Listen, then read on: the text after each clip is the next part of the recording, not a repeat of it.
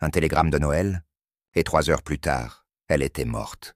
Bonsoir, chers amateurs de mystère. Ce soir, je vous emmène dans l'un des cas les plus troublants jamais résolus par Miss Marple. Le mystère du télégramme de Noël. Imaginez, la veille de Noël, 1952, dans le paisible village de St. Mary Mead, une femme reçoit un télégramme mystérieux. Le message ne contient que 7 mots. Le secret est enterré sous le sapin.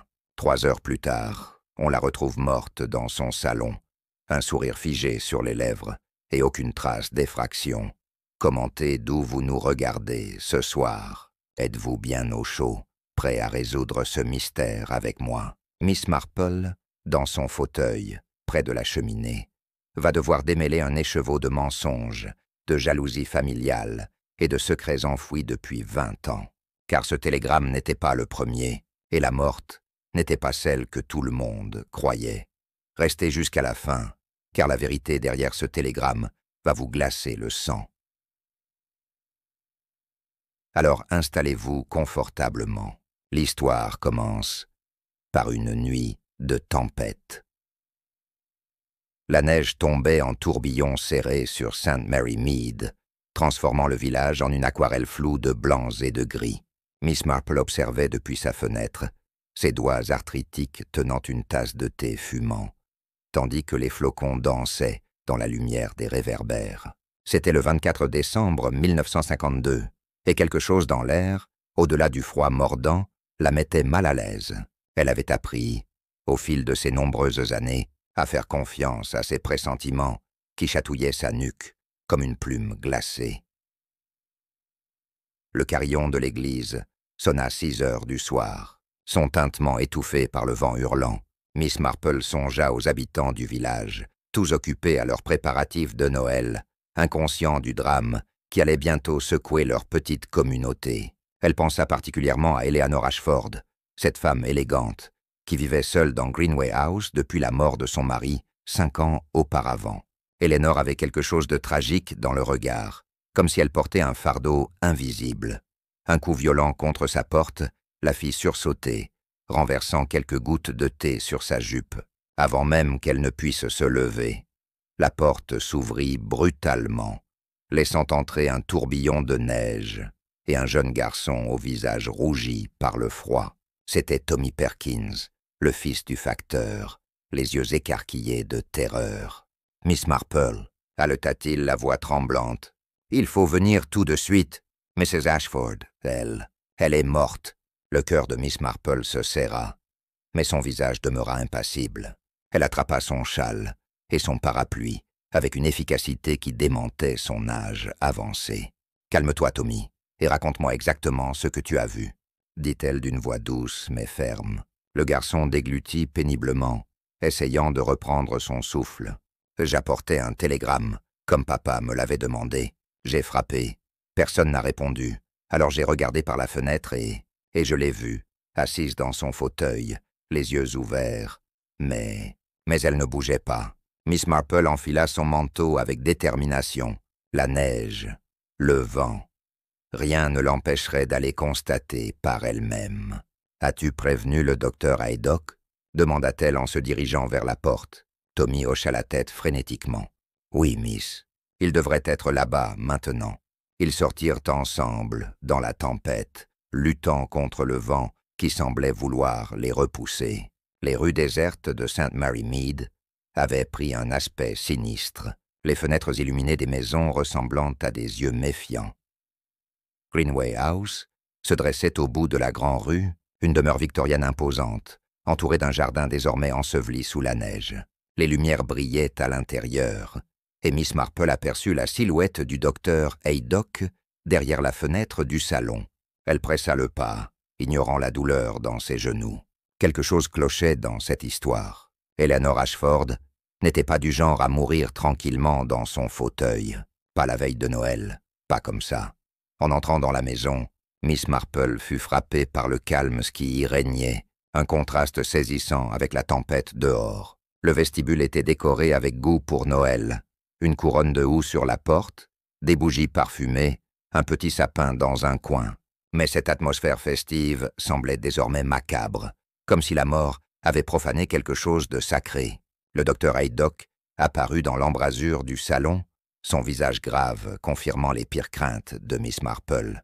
« Jane, je suis content que vous soyez là, » dit-il à voix basse. « C'est inhabituel. » Miss Marple le suivit dans le salon, préparant mentalement son esprit d'observation.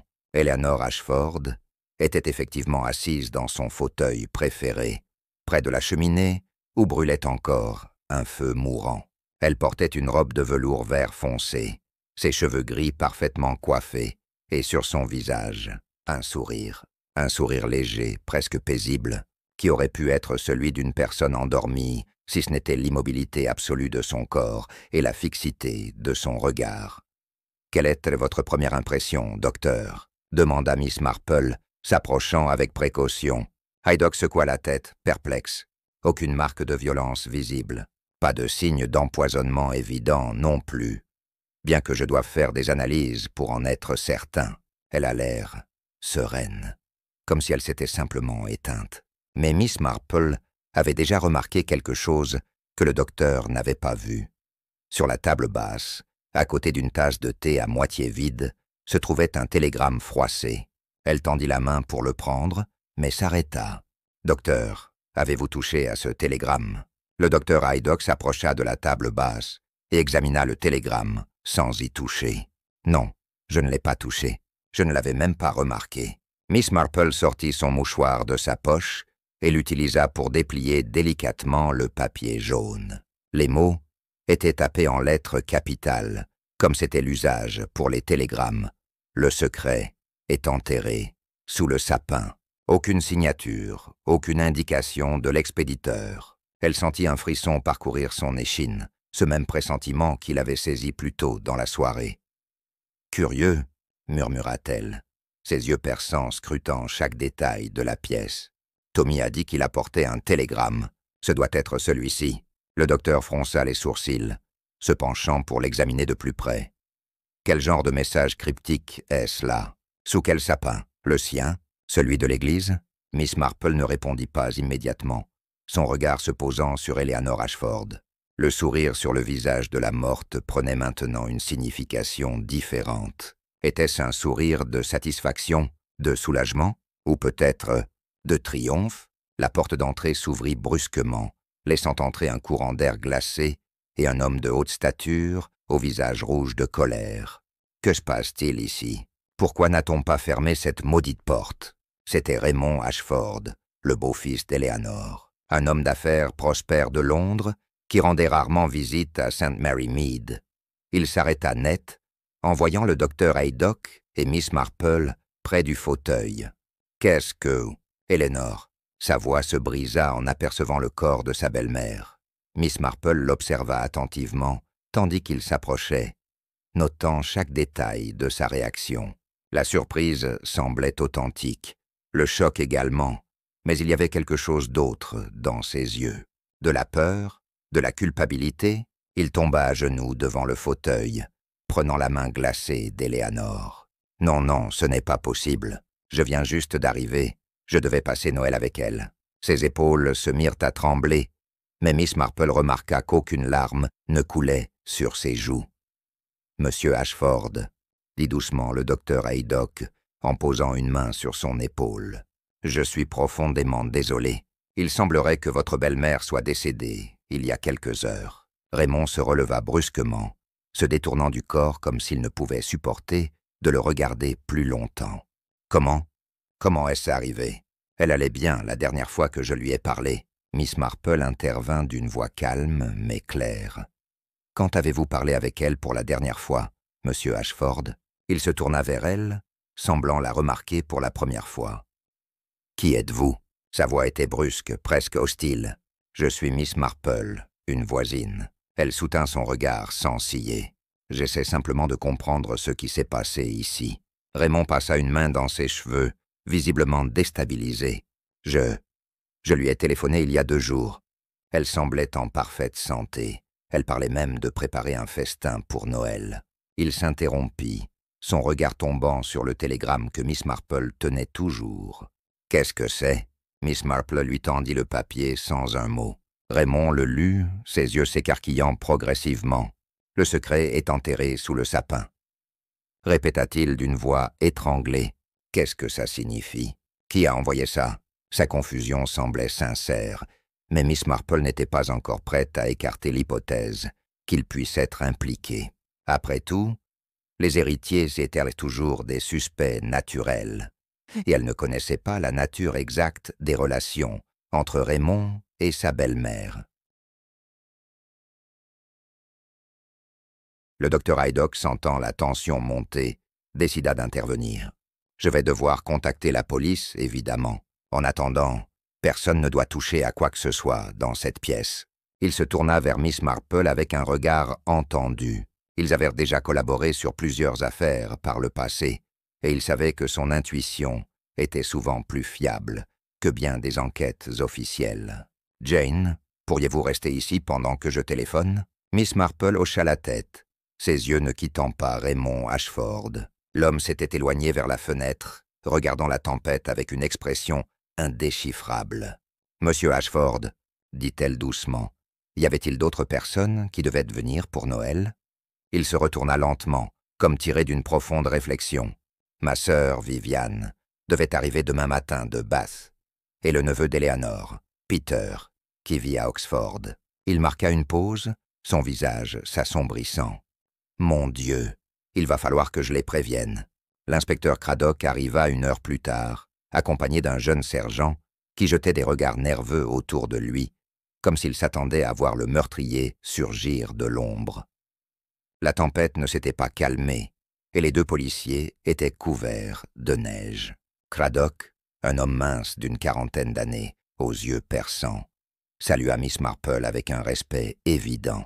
Ils s'étaient rencontrés lors de l'affaire du vicaire empoisonné, et il avait appris à ne jamais sous-estimer la vieille dame.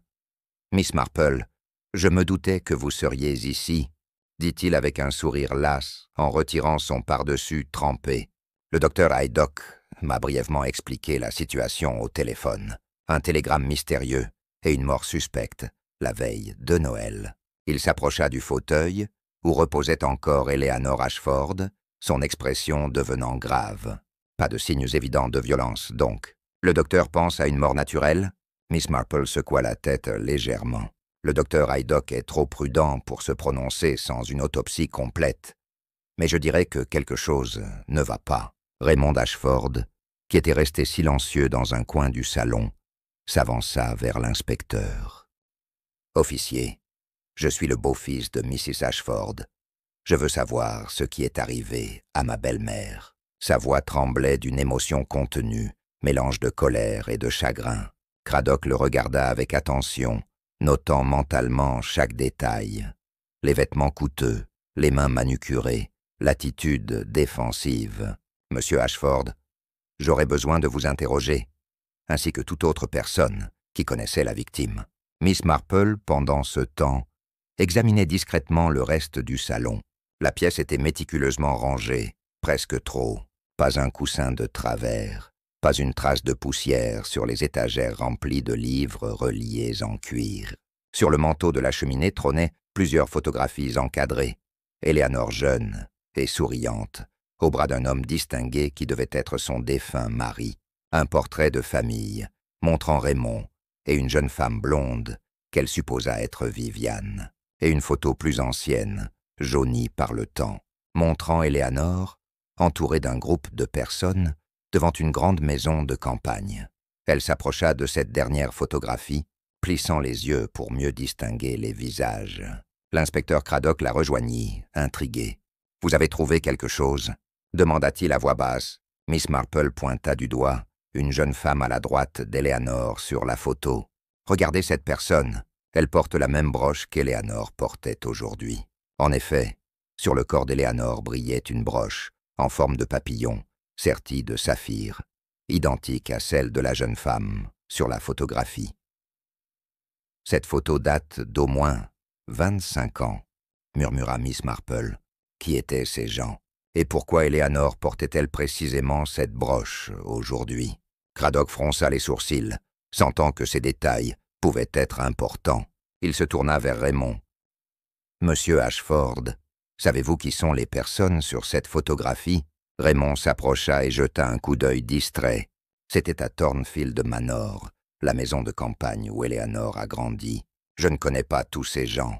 C'était avant mon époque. Et la jeune femme, à côté d'Eleanor, insista Miss Marple. Raymond plissa les yeux pour mieux voir. Aucune idée. Une amie d'enfance, peut-être? Eleanor ne parlait jamais vraiment de son passé. Cette réponse ne satisfit pas Miss Marple, dans son expérience. Quand les gens refusaient de parler de leur passé, c'était généralement parce qu'ils avaient quelque chose à cacher. Et ce télégramme énigmatique, le secret est enterré sous le sapin, suggérait fortement que le passé d'Eleanor recelait effectivement des secrets. L'inspecteur Craddock demanda au sergent de commencer à prendre des notes détaillées de la scène.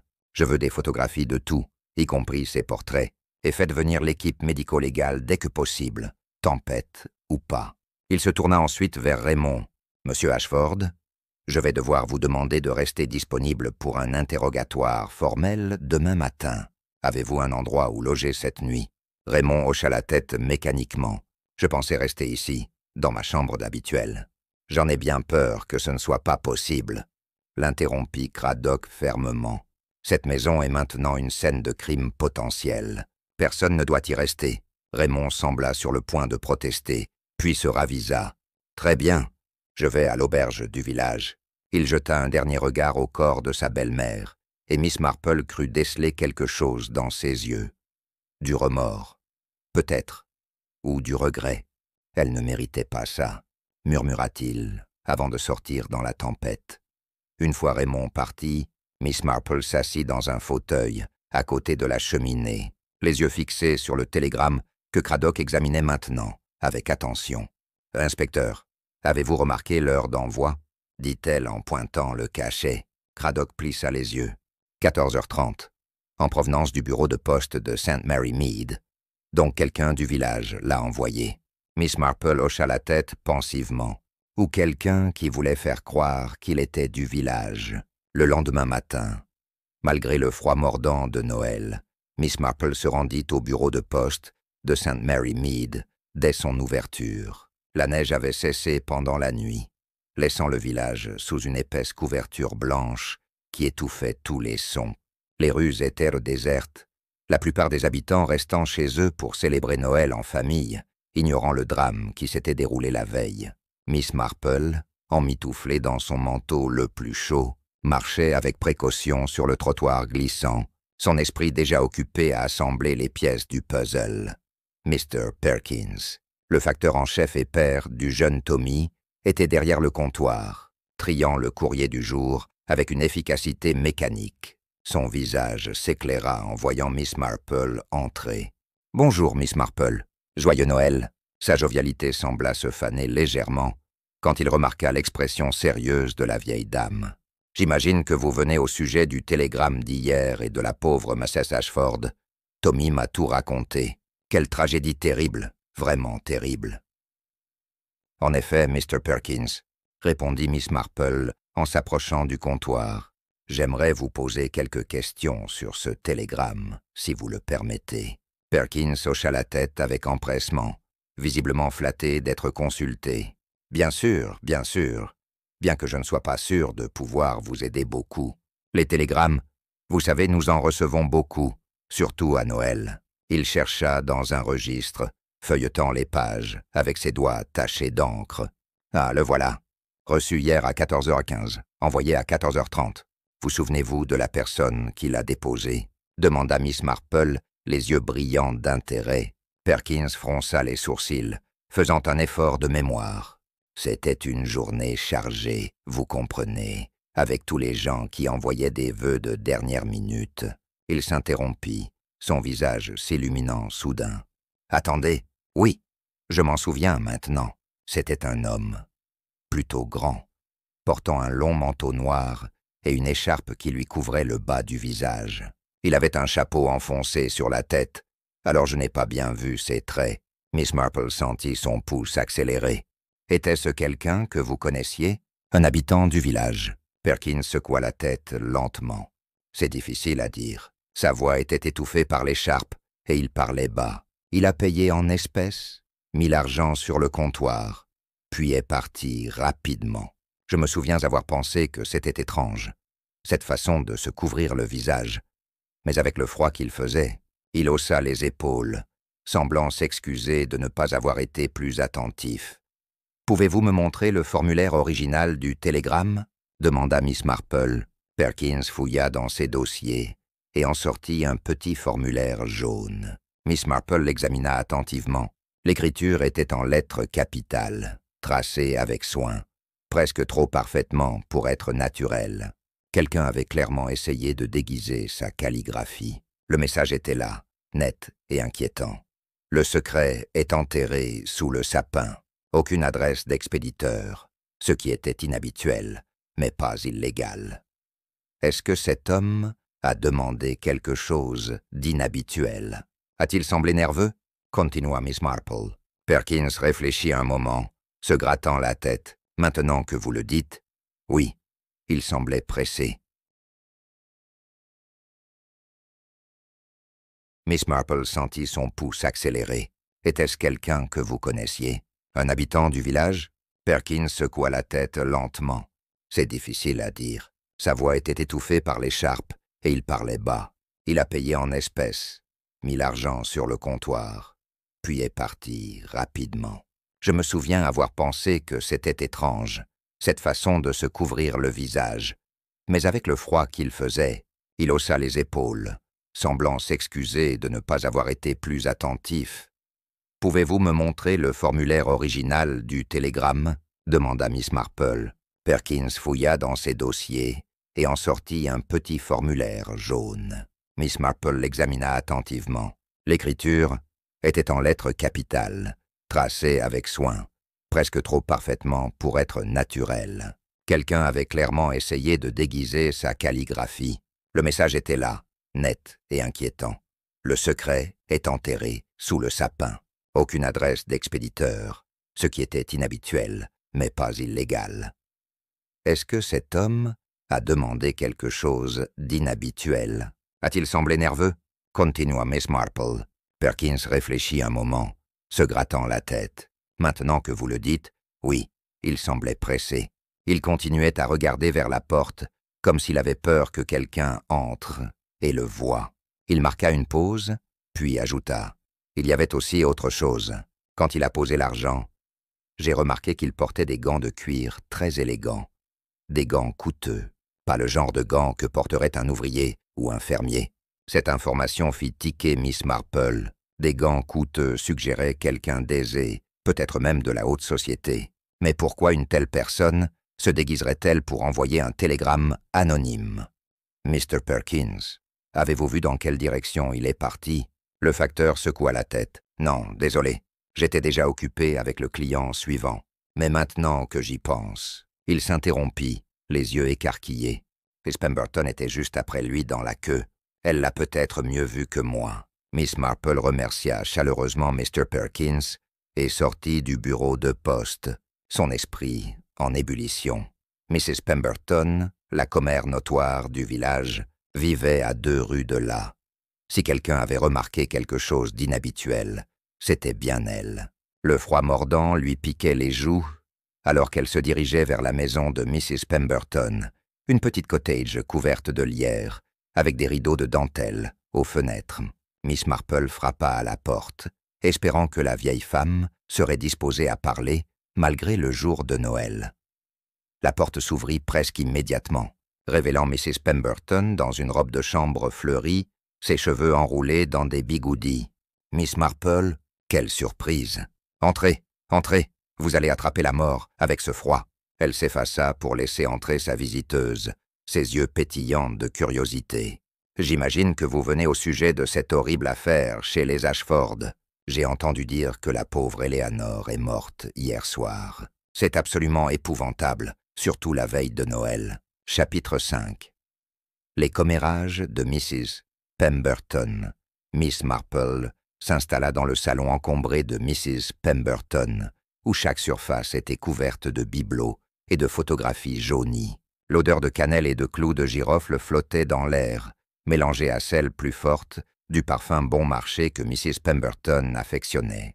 La vieille femme lui servit une tasse de thé sans lui demander son avis, puis s'assit en face d'elle, avec l'empressement d'une personne qui meurt d'envie de partager ce qu'elle sait. « Alors, qu'est-ce qui vous amène vraiment ici, Miss Marple?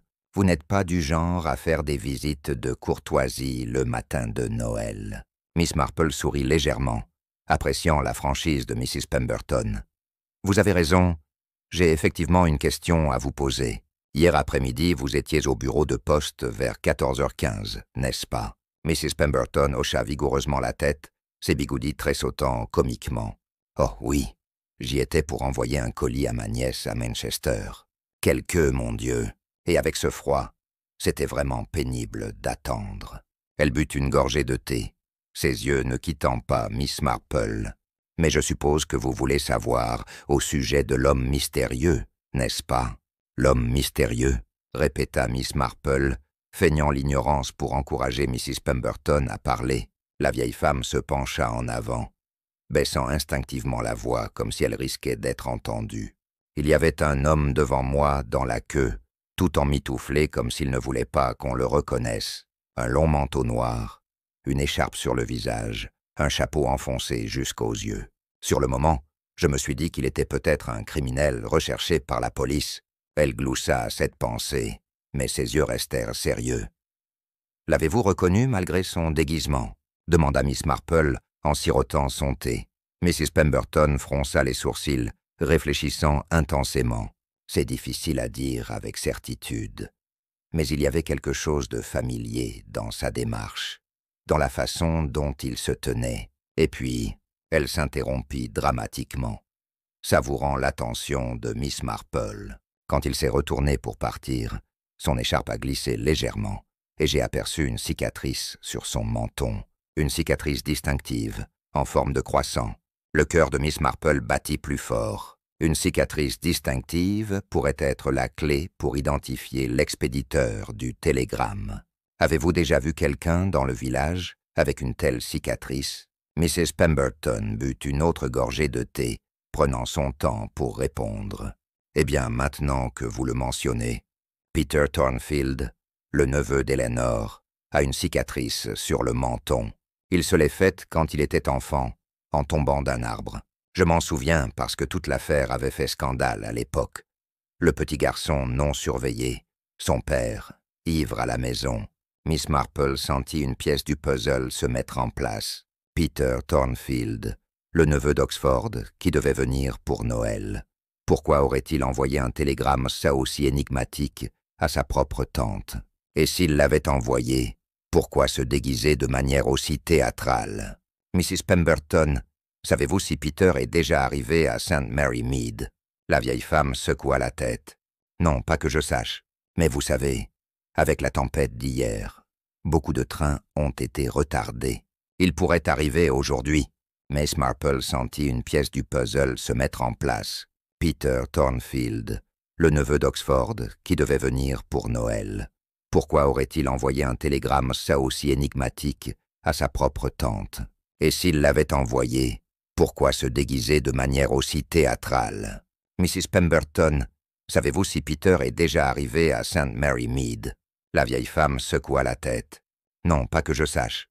Mais vous savez, avec la tempête d'hier, beaucoup de trains ont été retardés. Il pourrait arriver aujourd'hui. Y a-t-il autre chose que vous avez remarqué concernant cet homme? Insista Miss Marple. Mrs. Pemberton plissa les yeux, fouillant dans sa mémoire.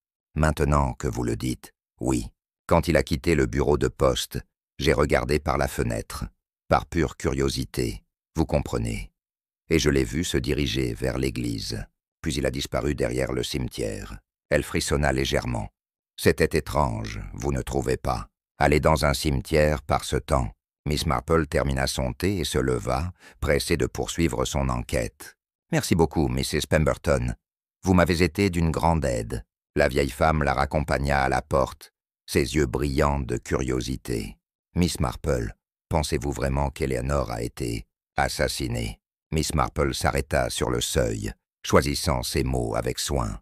Je pense que quelqu'un voulait qu'elle sache quelque chose. avant de mourir.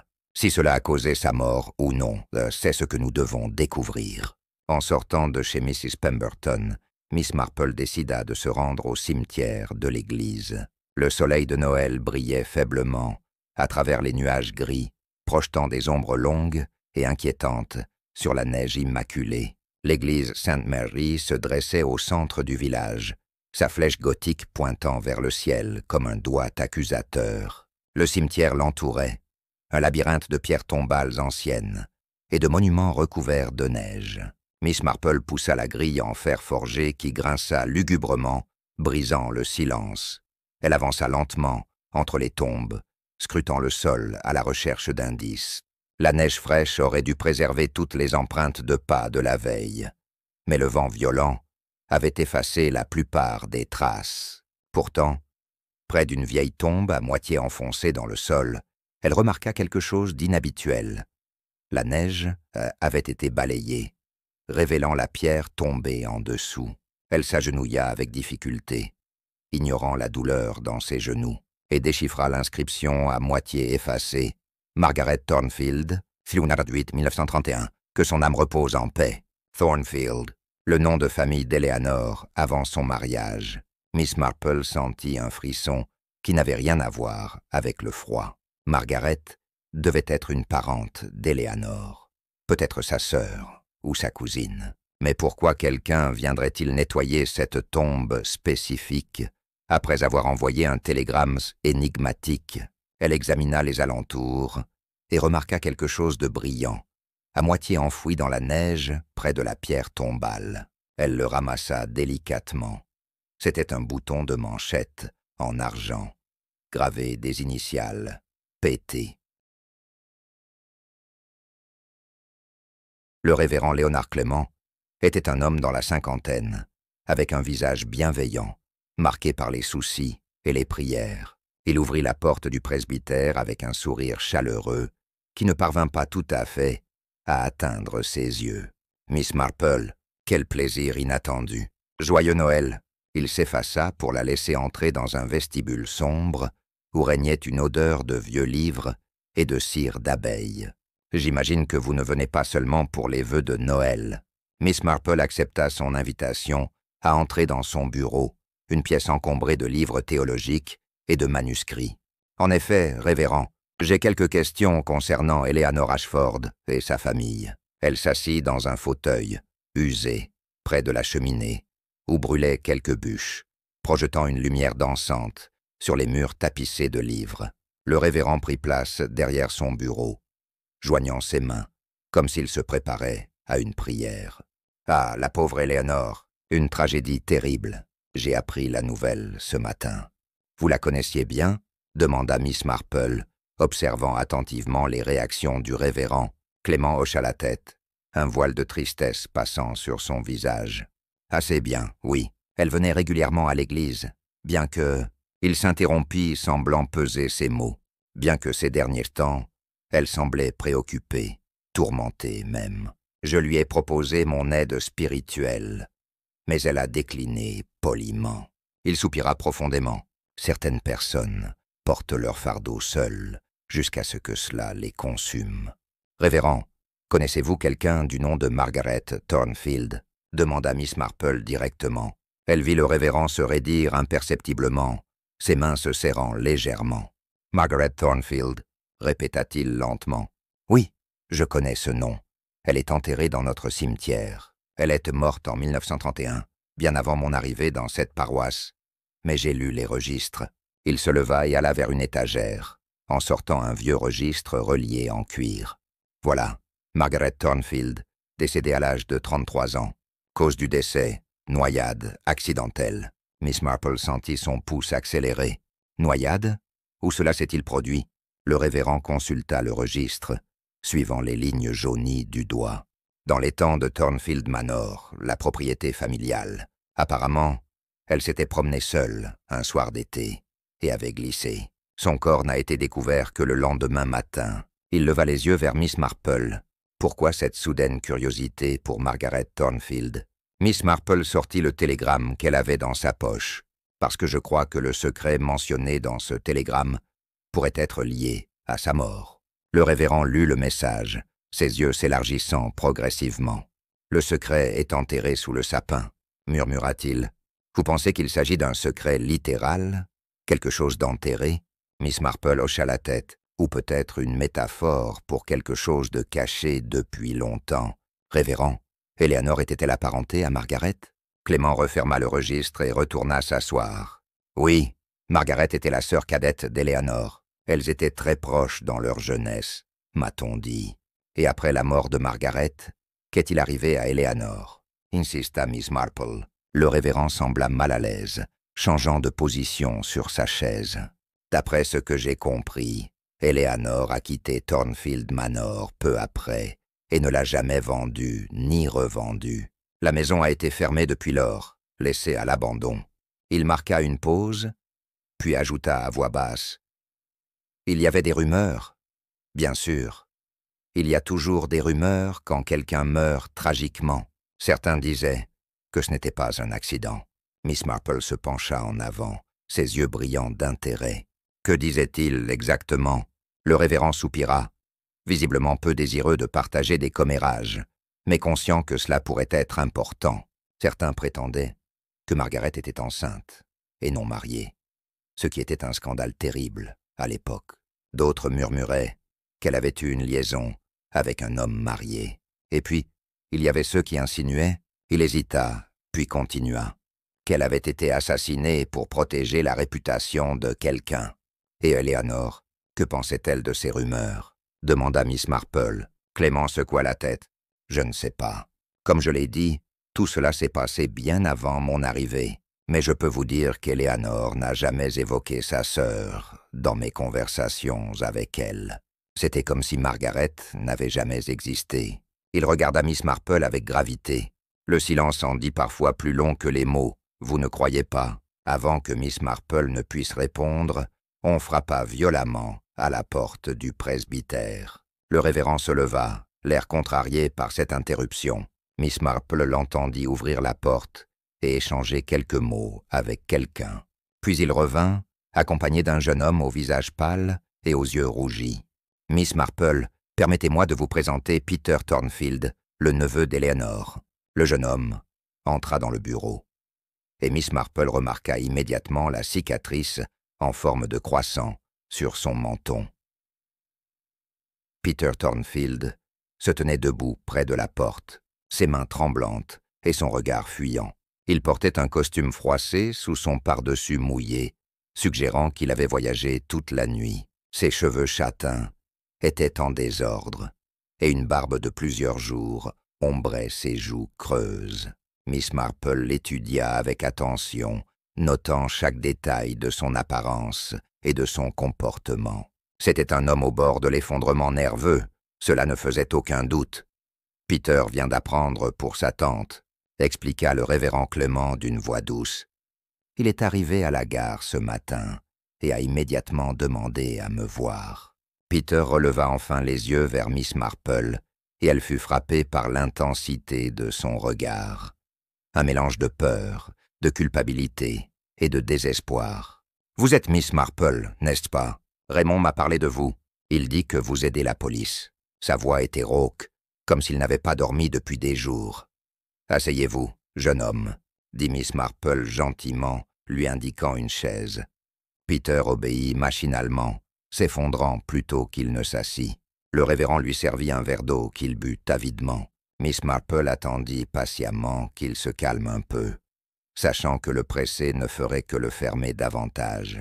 Finalement, Peter posa le verre vide et prit une profonde inspiration. « Je sais que vous enquêtez sur la mort de tante Éléanore, et je sais que vous avez des questions sur le télégramme. » Miss Marple ne montra aucune surprise, bien qu'intérieurement, elle se félicite de sa déduction. « Alors c'était bien vous, au bureau de poste, hier après-midi ?» Ce n'était pas une question, mais une affirmation.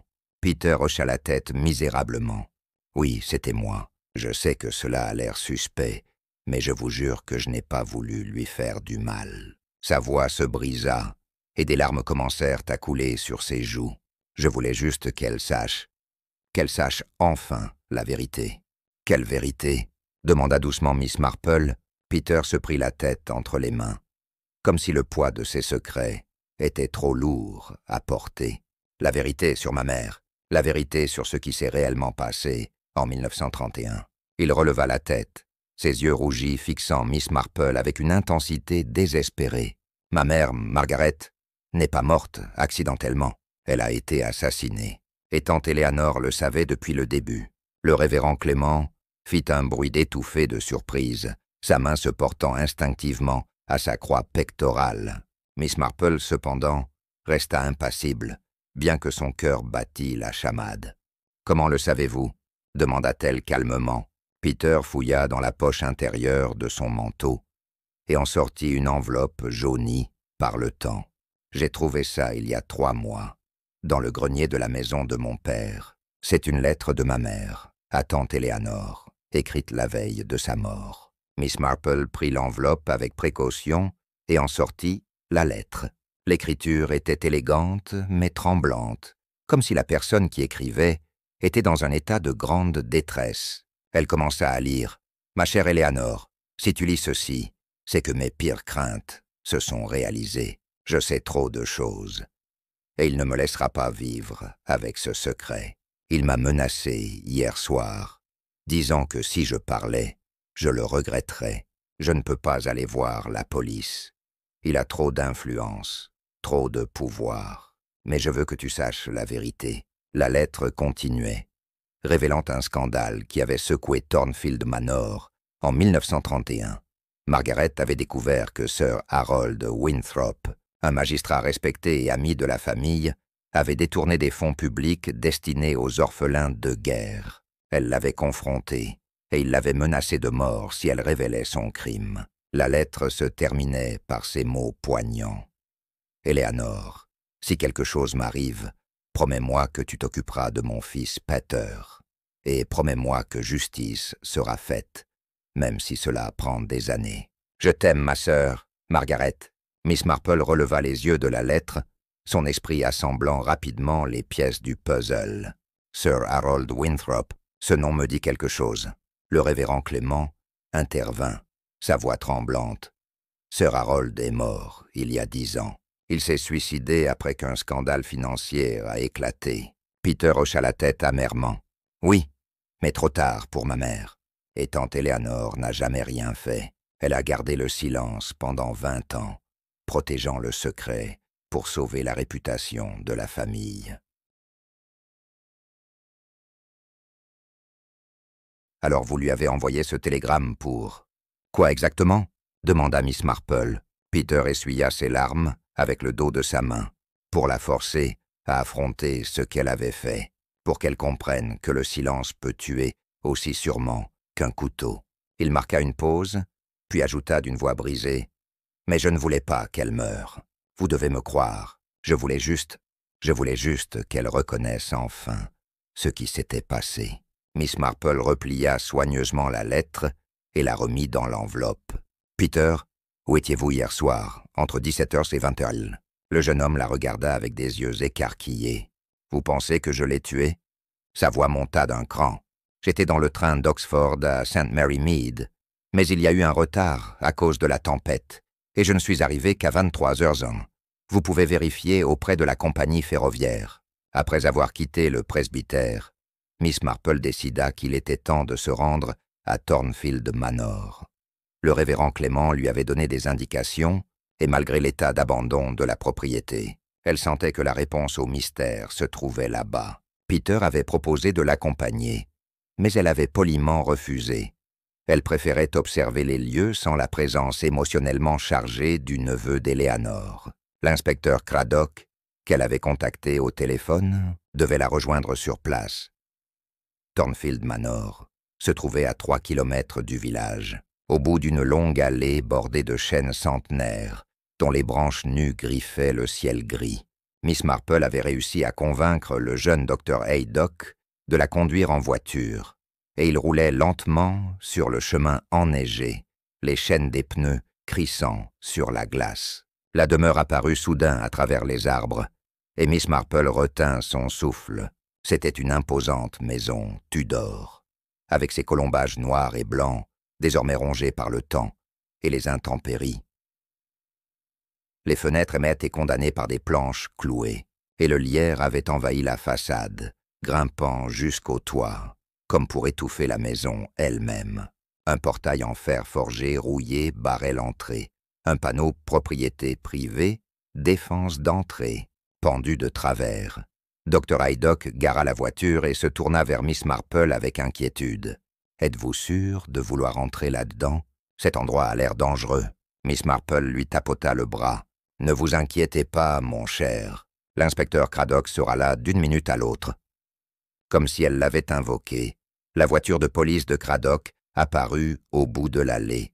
L'inspecteur en descendit, accompagné de son sergent, tous deux emmitouflés contre le froid. « Miss Marple, quand vous m'avez téléphoné avec cette histoire de maison abandonnée, j'avoue avoir été sceptique, mais après avoir interrogé Peter Thornfield ce matin, je pense que vous êtes sur une piste. » Il examina le portail. « Bon, allons voir ce que cette vieille dame cache. » Il leur fallut plusieurs minutes pour forcer le portail rouillé et encore plus pour atteindre la porte principale.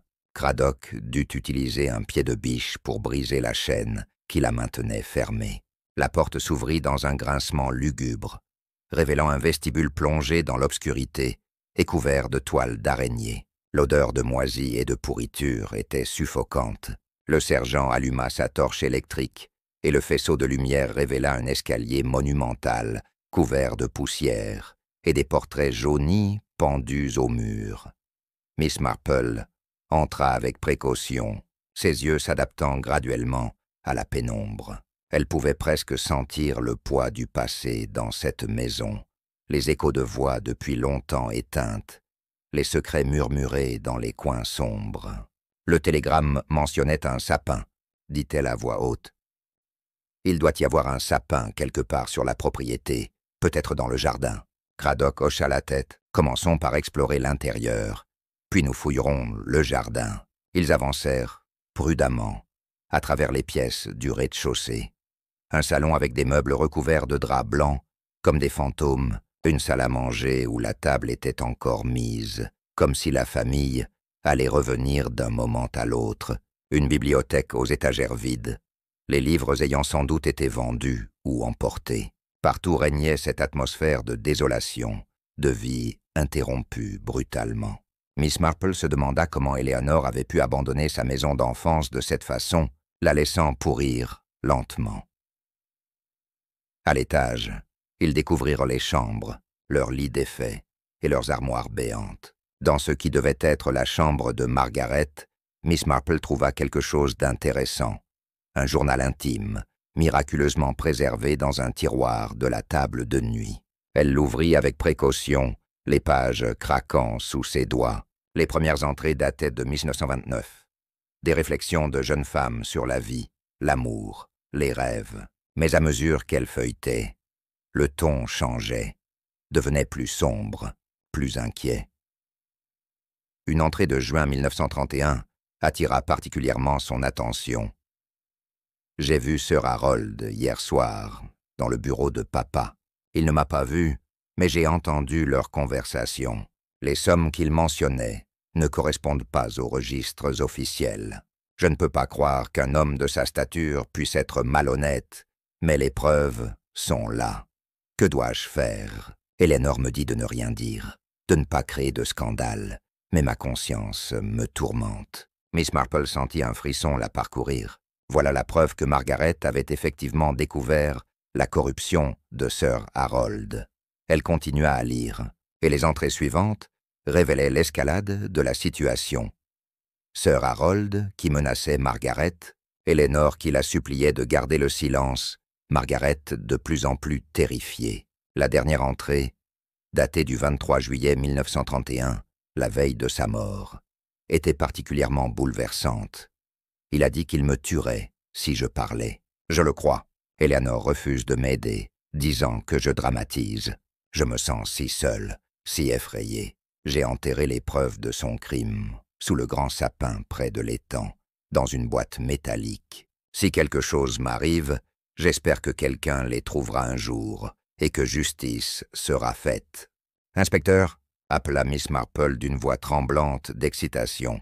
Je crois avoir trouvé ce que nous cherchions. Craddock et le sergent se précipitèrent dans la chambre, et elle leur montra le journal.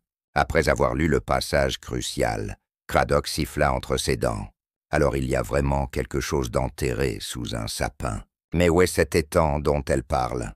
Le sergent, qui avait exploré l'étage pendant ce temps, revint avec une vieille carte de la propriété. « J'ai trouvé ça dans le bureau, monsieur. » Ils étalèrent la carte sur le lit poussiéreux, et Miss Marple pointa du doigt un endroit marqué « Étang du Cygne » à l'arrière de la propriété. « C'est là que nous devons aller. » Craddock plia la carte et la glissa dans sa poche. « Très bien.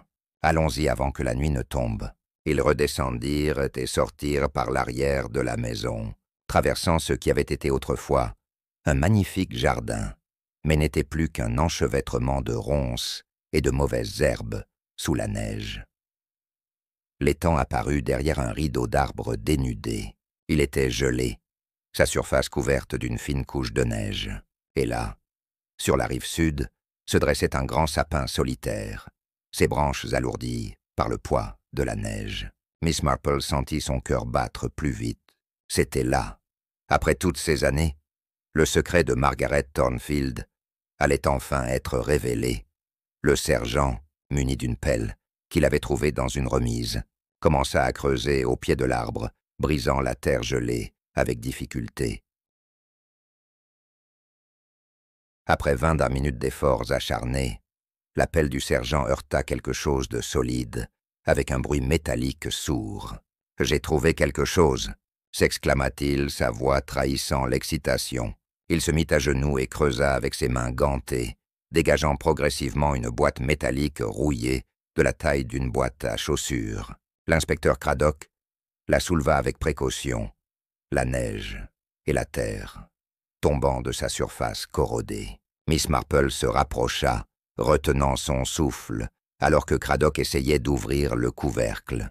La boîte résista d'abord, ses charnières rongées par des décennies sous terre, puis s'ouvrit brusquement dans un grincement plaintif. À l'intérieur, protégés par une toile cirée désormais rigide, se trouvaient plusieurs documents. Des registres comptables, des lettres, des reçus. Craddock les sortit délicatement, les examinant un par un. Ce sont les preuves du détournement de fonds de Sir Harold Winthrop, murmura-t-il, son visage s'assombrissant à mesure qu'il lisait. Margaret avait raison. Il a volé plus de 20 000 livres destinés aux orphelinats et aux hôpitaux de guerre. Miss Marple prit l'une des lettres et la lut attentivement. C'était une correspondance entre Sir Harold et un complice, détaillant comment ils avaient falsifié les comptes et transféré l'argent sur des comptes offshore. La cupidité et l'arrogance transpiraient de chaque mot. « Voilà donc le secret qu'Eleanor a gardé toutes ces années, » dit-elle à voix basse. « Le secret qui a coûté la vie à sa sœur. Et qui, je le crains, a fini par coûter la sienne aussi. » Craddock referma la boîte avec un claquement sec. Mais cela n'explique toujours pas comment Eleanor est morte. Si Peter Thornfield était dans le train au moment du décès, qui l'a tué? Miss Marple regardait fixement l'étang gelé, son esprit travaillant à assembler les dernières pièces du puzzle. « Inspecteur, quand exactement Sir Harold Winthrop s'est-il suicidé ?» Craddock réfléchit un moment. « Il y a 10 ans, comme l'a dit le révérend, en décembre 1942, je crois. »« Pourquoi ? » ?»« Décembre 1942, » répéta Miss Marple pensivement. « Et Eleanor est morte, le 24 décembre 1952. Exactement 10 ans plus tard, presque jour pour jour. » Elle se tourna vers Craddock, ses yeux brillants d'une compréhension soudaine. « Inspecteur, je ne crois pas qu'Eleanor ait été assassinée au sens traditionnel du terme. Je crois qu'elle est morte de culpabilité. » Craddock fronça les sourcils, perplexe. « Que voulez-vous dire ?» Miss Marple commença à marcher lentement vers la maison, les deux hommes la suivant. « Pensez-y, Eleanor a reçu ce télégramme de son neveu, lui rappelant le secret qu'elle avait gardé pendant 20 ans. Un secret qui avait coûté la vie à sa sœur. Le choc, la culpabilité refoulée pendant toutes ces années remontant soudainement à la surface. Elle s'arrêta et se retourna vers eux. Eleanor avait peut-être un cœur fragile. Le docteur Haydock devra confirmer. Mais je suis presque certaine qu'elle est morte d'une crise cardiaque provoquée par le stress émotionnel. Le sergent sembla dubitatif. Mais alors pourquoi souriait-elle? Si elle était en train de mourir d'une crise cardiaque, elle aurait dû avoir l'air d'être en souffrance. Miss Marple secoua la tête doucement. Pas nécessairement.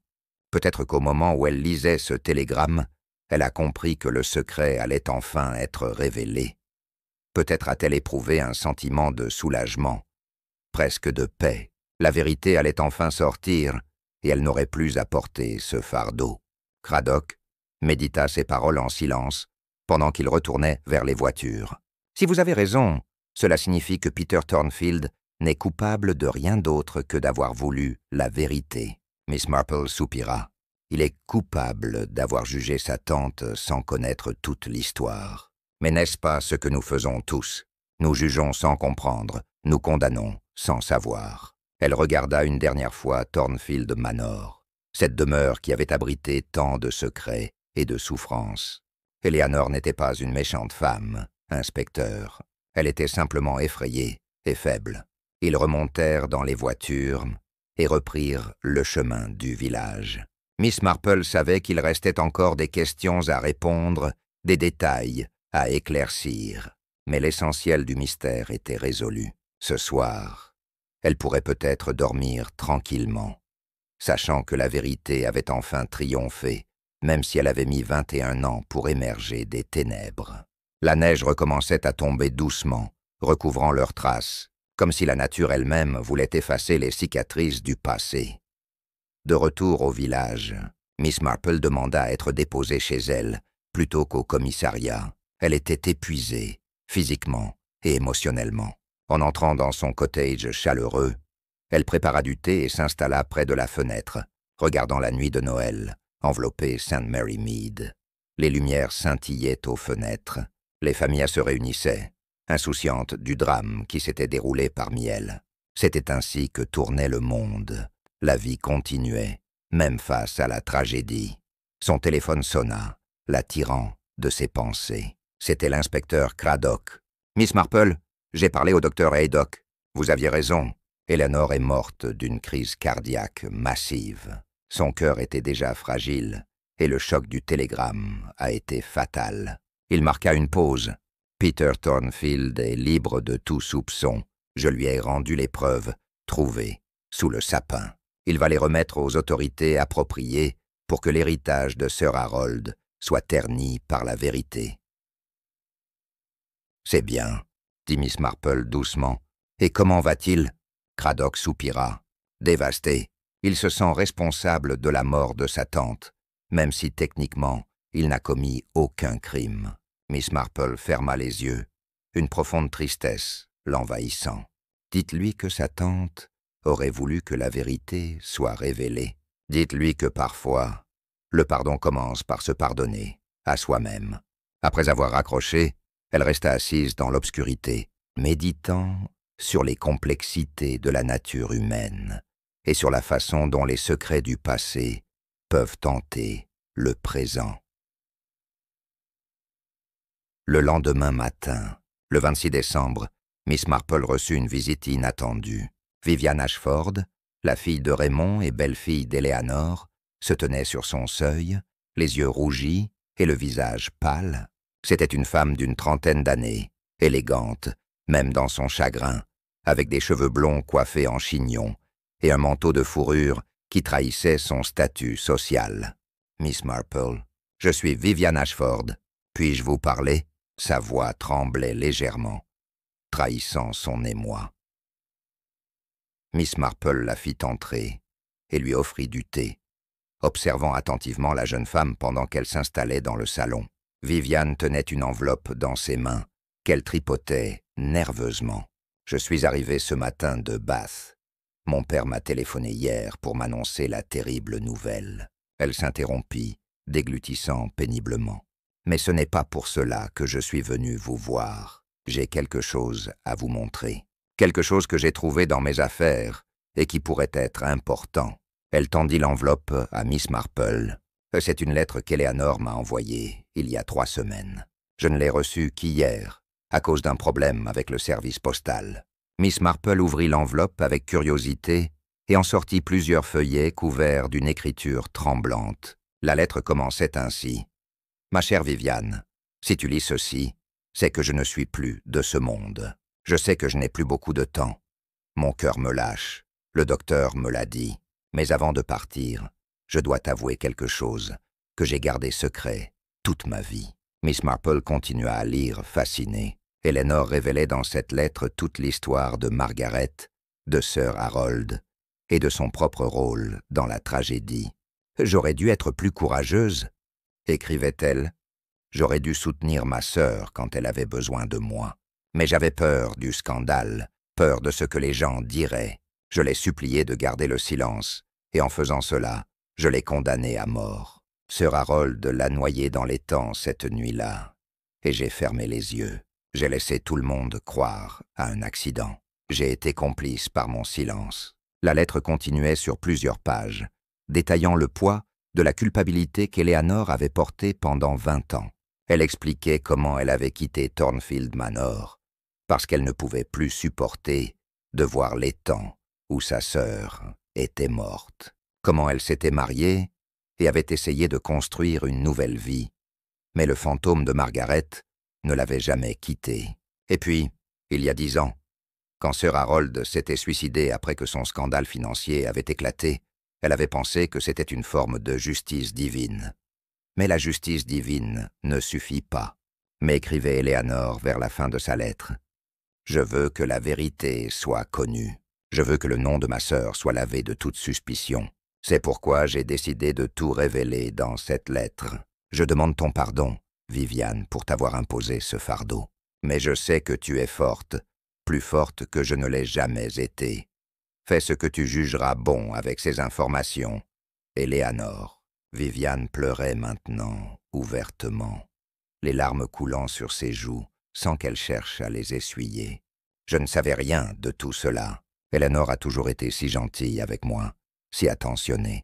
Jamais je n'aurais imaginé qu'elle portait un tel secret.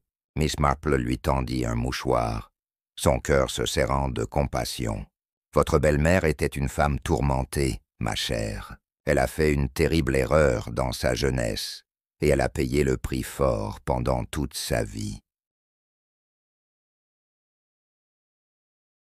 Viviane hocha la tête, semblant trouver un certain réconfort dans ce conseil. « Oui, je pense que c'est ce que je vais faire. » Elle se leva pour partir, puis se retourna vers Miss Marple. « Je n'ai jamais cru aux histoires de détectives amateurs, vous savez.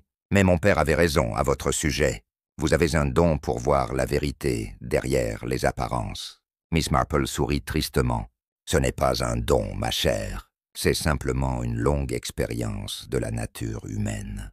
Et malheureusement, j'ai appris que les gens sont souvent plus compliqués et plus tragiques qu'ils n'en ont l'air. » Après le départ de Viviane, Miss Marple resta assise près de la fenêtre, regardant la neige qui recommençait à tomber. Le mystère du télégramme de Noël était maintenant complètement élucidé. Peter avait envoyé le télégramme pour forcer sa tante à confronter son passé. Eleanor, déjà malade du cœur, avait été terrassée par le choc et la culpabilité. Et maintenant, grâce à sa lettre posthume, la vérité sur le meurtre de Margaret allait enfin être révélée, même si c'était avec 21 ans de retard. Miss Marple pensa à toutes les personnes touchées par cette tragédie. Margaret, morte trop jeune à cause de sa conscience. Eleanor, qui avait vécu dans la honte et le remords. Peter, qui devrait vivre avec le poids d'avoir indirectement causé la mort de sa tante. Raymond et Viviane, qui découvraient maintenant un passé familial sombre et troublant. Tant de vies gâchées par un seul acte de lâcheté et de silence. C'était une leçon que Miss Marple connaissait bien. Les secrets ont un prix, et ce prix est souvent payé en vies humaines. Elle se leva et se dirigea vers son secrétaire, où elle gardait son journal personnel. Elle ouvrit le cahier, relié en cuir, et commença à écrire, documentant l'affaire pour sa propre mémoire. Le mystère du télégramme de Noël, où en écrivit-elle en haut de la page. Une histoire de culpabilité, de silence et du terrible pouvoir des secrets du passé. Elle continua à écrire pendant 1 heure, notant chaque détail, chaque conversation, chaque découverte. C'était sa façon à elle de rendre justice à Margaret Thornfield et à Eleanor Ashford, en s'assurant que leur histoire ne serait jamais oubliée. Chapitre 11. L'enquête officielle, 1 semaine après Noël. L'inspecteur Craddock convoqua une réunion au commissariat pour présenter officiellement les conclusions de l'enquête. Étaient présents Miss Marple, Raymond et Vivian Ashford, Peter Thornfield, le docteur Haydock et le révérend Clément. L'atmosphère dans la pièce était lourde, chargée d'émotions contradictoires. Chagrin, colère, soulagement, confusion. Craddock se tenait debout devant eux, un dossier épais devant lui sur la table, son visage grave et professionnel. « Mesdames et messieurs, commença-t-il d'une voix ferme, je vous ai réunis aujourd'hui pour vous présenter les résultats de notre enquête sur la mort d'Eleanor Ashford. » Il ouvrit le dossier et en sortit plusieurs documents. Grâce en grande partie au travail remarquable de Miss Marple, nous avons pu reconstituer non seulement les circonstances de la mort d'Eleanor, mais aussi les événements qui l'ont précédée et qui remontent à 21 ans. Il commença par expliquer la découverte du télégramme et comment il avait conduit à l'investigation de l'homme mystérieux au bureau de poste. Peter Thornfield a admis avoir envoyé ce télégramme dans le but de confronter sa tante avec la vérité sur la mort de sa mère. Les regards se tournèrent vers Peter, qui baissa la tête, incapable de soutenir les yeux des autres. Mr. Thornfield n'est accusé d'aucun crime. Son télégramme, bien que déstabilisant, n'était pas illégal et n'avait pas pour intention de causer la mort. Craddock continua en détaillant la découverte des preuves enterrées sous le sapin à Thornfield Manor. Ces documents prouvent sans l'ombre d'un doute que Sir Harold Winthrop a détourné des fonds publics considérables dans les années 1920 et début 1930. Margaret Thornfield a découvert ce crime et menaçait de le révéler. Il marqua une pause, laissant l'information s'installer. Selon la lettre posthume d'Eleanor Ashford, remise par Vivian Ashford, Sir Harold a assassiné Margaret en la noyant dans l'étang de Thornfield Manor, le 24 juillet 1931. Raymond Ashford se leva brusquement, son visage rouge de colère. « C'est absurde. Eleanor n'aurait jamais été complice d'un meurtre. » Sa voix tremblait d'indignation et de douleur. Craddock leva une main apaisante. « Monsieur Ashford, votre belle-mère n'était pas complice du meurtre lui-même. Elle était complice du silence qui a suivi. Par peur du scandale et de la honte familiale, elle a choisi de ne rien dire, permettant ainsi à Sir Harold de s'en tirer impunément pendant des années. » Le docteur Haydock intervint à ce moment. « Inspecteur, pouvez-vous confirmer la cause officielle du décès d'Eleanor » Craddock hocha la tête. « Certainement, docteur. Selon votre rapport d'autopsie, Mrs. Ashford est morte d'une crise cardiaque massive, provoquée par un stress émotionnel intense. Son cœur était déjà affaibli par une maladie coronarienne non diagnostiquée. Le choc du télégramme, combiné à la résurgence de souvenirs traumatisants, a été fatal. » Il regarda autour de la pièce. En d'autres termes, Eleanor Ashford est morte de cause naturelle, bien que ces causes aient été précipitées par des circonstances extraordinaires. Peter Thornfield parla pour la première fois, sa voix à peine audible. « Je ne voulais pas la tuer. Je voulais juste qu'elle reconnaisse ce qu'elle avait fait, qu'elle admette que ma mère méritait justice. » Des larmes coulaient sur ses joues. « Mais maintenant, je réalise que tante Eleanor a souffert autant que moi. Elle a vécu avec ce secret pendant 20 ans. C'était sa propre prison. » Vivian se leva et alla vers lui, posant une main réconfortante sur son épaule. « Eleanor vous aimait, Peter. Dans sa lettre, elle parle de vous, avec affection. Elle regrettait profondément de ne pas avoir pu être la tante que vous méritiez. » Craddock reprit la parole. « Il reste la question de savoir quoi faire avec ces informations. Sir Harold Winthrop est mort depuis 10 ans, donc il ne peut pas être poursuivi. Margaret Thornfield a été officiellement déclarée victime d'un accident en 1931.